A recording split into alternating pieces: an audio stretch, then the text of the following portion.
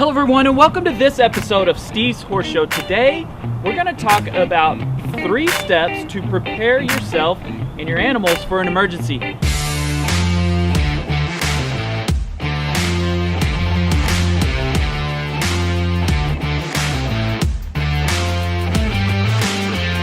first step, we've got Dr. McCook here with the Large Animal First Responders. He's going to talk about how to prepare yourself and your animals for an emergency. The first step is probably the hardest because you don't prepare yourself until something happens and then you think about it. The first step to prepare for an emergency is to have a plan. Every person, especially in places like Oklahoma that are prone to fires and floods and tornadoes and things like that, everybody should have a plan. Okay. And so a family should have an emergency plan that is detailed, that is specific. This is where we live. This is our contact information. This is what we're going to do in the event of a fire, in the event of having to evacuate. This is where we're going to meet if the family's separate, if mom's at work and dad's at work, or the kids are at school. This is going to be our sort of rendezvous point. And so that plan should be very specific to your family. Okay. And then if you extend that out into people with animals, your pets should obviously be included in that. So step number 2 is to be able to identify your animals.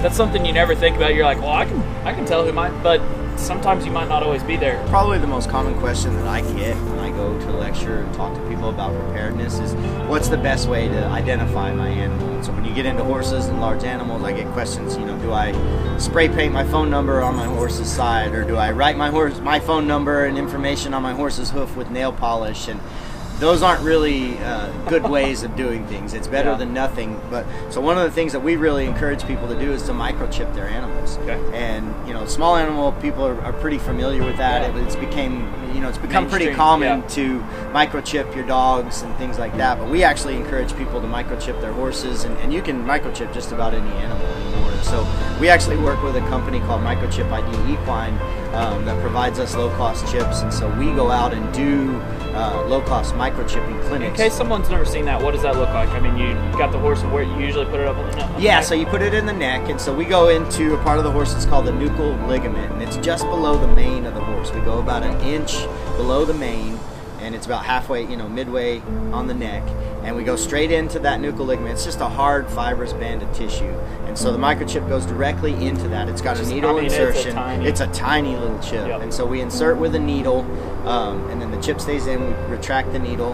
And your horse is a robot after that. Yeah, that's exactly right. So step number 3 is talking about sticking to the plan. You should know everything in that plan backward and forward, and then on to step 3, you really need to implement that plan, and you really need to not deviate from that plan unless it's just an absolute instance of safety and you have no other choice. So for example, if it's in your plan to evacuate at a certain point and you step away from that, then that's probably not going to be good. If your wife assumes that you're going to be evacuating with the horses, and she's especially expecting with you other people, to meet at the rendezvous point, and you're not there, and she can't get a hold of you, that just throws everything into chaos. And so it's just really important to stick with what you originally intended. So this trailer was provided by a grant from the ASPCA, and they had a program called the Midwestern Disaster Resiliency Grant that was for obviously states in the Midwest affected by disasters. And so they provided a very generous grant for the purchase of this trailer,